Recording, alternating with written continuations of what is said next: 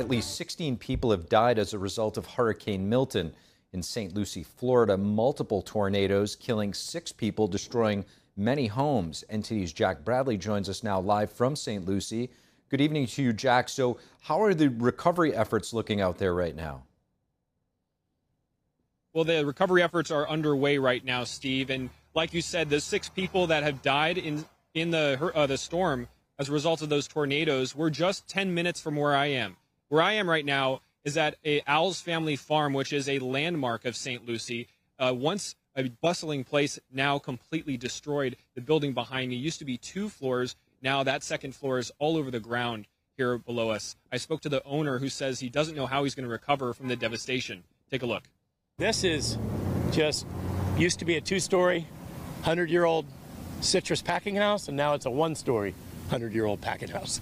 We haven't figured out how we're going to get it back to its old glory, but you know, this was all beautiful, full of citrus trees and oak trees, and now it's just, you know, trees are gone, all of them.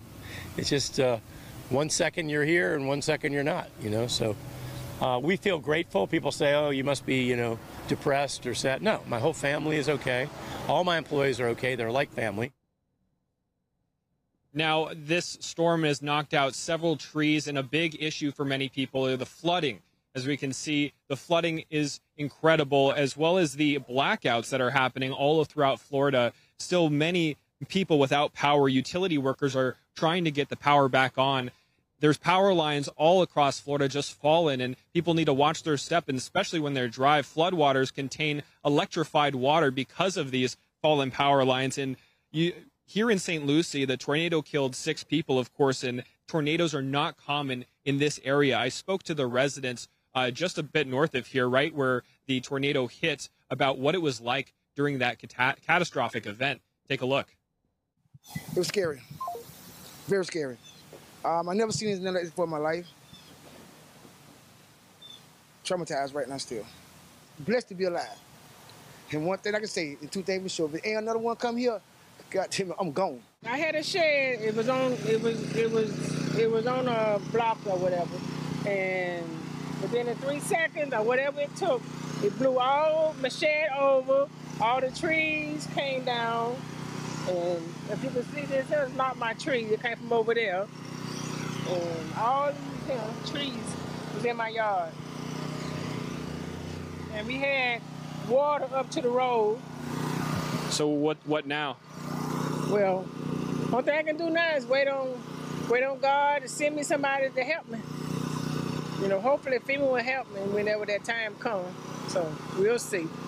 But like right now, I ain't got no water, no electricity.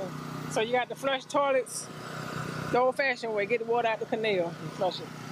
A couple hours north of here is where many Floridians from the Tampa area, which was hit hard by the hurricane, evacuated to. They also missed that tornado, those groups of tornadoes, many of which split into different parts. I spoke to many of the residents who stayed over on the east coast of Florida and are returning home back to Tampa now. Here's what they said. We pretty much had a hurricane party at the hotel with all the other people. Yeah. Hanging off the balcony, drinking, you know. Okay. It was a good time. Too much information. They said no power, no water. We're hoping that changes by the time we get home. A little bit of flooding, some trees down, some people got like roof problems and things like that. But other than that, it wasn't as bad as they expected. And how's the journey back home? Terrible so far. How long were we stuck on this road? We were here for over an hour. I suppose there was a bad accident here somewhere. Yeah. We were backed up all the way past the county line. It's crazy. I've been driving. I left at like 11:30. Usually it's like a 3.5-hour drive. It's about to take me like 5 hours to get there. Yeah, Class Hamster came home with us the Friday before and was expected to stay 2 days. He's been with us now for about a week. Authorities say that the death toll is expected to rise as search and rescue units are underway. We already know that there are 16 confirmed deaths as a result of Hurricane Milton. Steve? Really important look at the human toll that these natural disasters take. Excellent reporting. Jack Bradley live in Florida. Vice President Kamala Harris following up events in Las Vegas and Phoenix yesterday with a campaign event in Scottsdale, Arizona today. Former President Barack Obama encouraging people to get out and vote for Harris at a stop in Pittsburgh on Thursday evening. NTD's Jason Blair reports. Vice President Harris finished up a 3-day Western U.S. tour with a campaign event in Scottsdale, Arizona. During a talk, she praised Senator and former Republican presidential candidate John McCain, who passed away in 2018 after a long battle with brain cancer. John McCain, who, we didn't agree on everything, but man, I mean, what about an incredible American hero? Harris also said she wants to create a bipartisan council of advisors who can then give feedback on policy as we go forward. Former President Barack Obama started a campaign sprint for Vice President Harris in Pittsburgh, Pennsylvania on Thursday. Are you fired up? Obama made his case for Harris to about 400 people at the University of Pittsburgh Fitzgerald Fieldhouse. We need a president who actually cares about solving problems and making your life better, and that's what Kamala Harris will do. Obama brought up Harris's plan to implement a $6,000 tax credit for first-time parents. I don't have to tell a lot of you, raising kids is hard. And she wants to make it easier to afford stuff like a crib or a car seat or diapers. One of his biggest messages, though, was encouraging people to, quote, get off your couch and vote. Put down your phone and vote. Grab your friends and family and vote. Vote for Kamala Harris as the next president of the United States.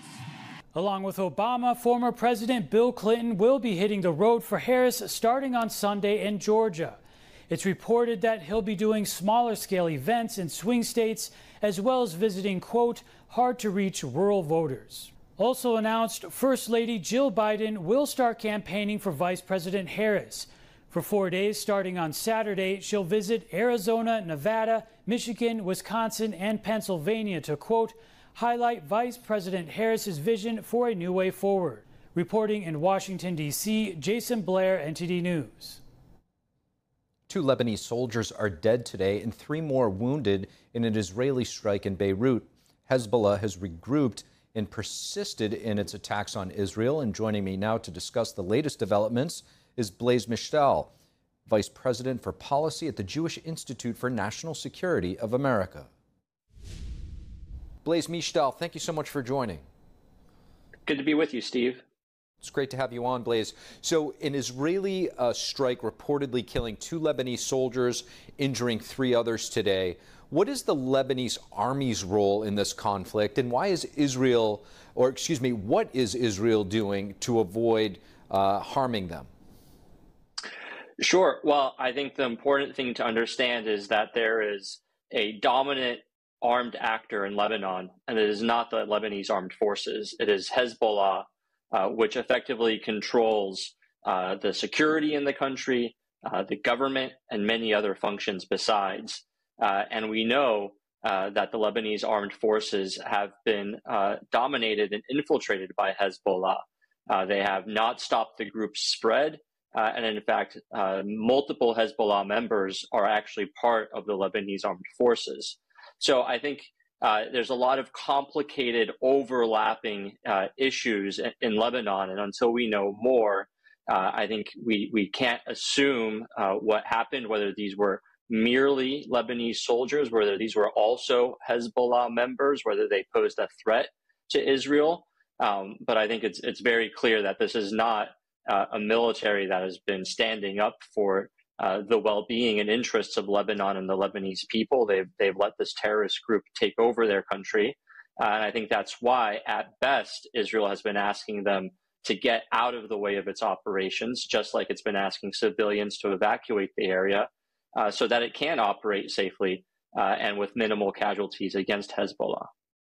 Reports are coming out now that 2 UN peacekeepers were injured in the area. The IDF saying that it warned UN forces hours before the strike. Talk about the Israeli military's efforts to protect civilians in these strikes, and is Hezbollah operating near UN peacekeeping stations, and how these can ultimately be, these incidents and accidents can become propagandized, if not responsibly reported on by the media. Yeah, so I think the first important thing to understand is, why are there UN peacekeepers in Lebanon? And they're there nominally to enforce a UN Security Council resolution which says there should be no armed group in Lebanon other than the Lebanese military.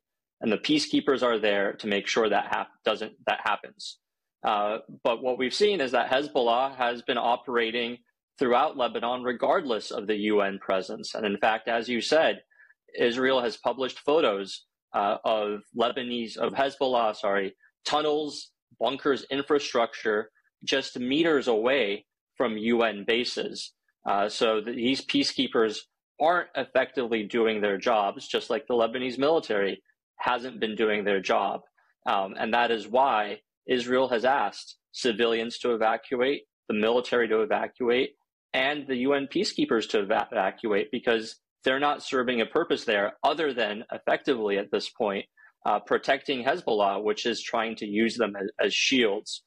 So both for their own security and I think the security of Israel, it's been important to try to clear them out. And that's why Israel has been very clear. It says we are going to operate in this area. It gives up the element of surprise. It tells the enemy exactly what it's going to do for the purpose of trying to make sure that people get out of harm's way and have advance notice that they are coming.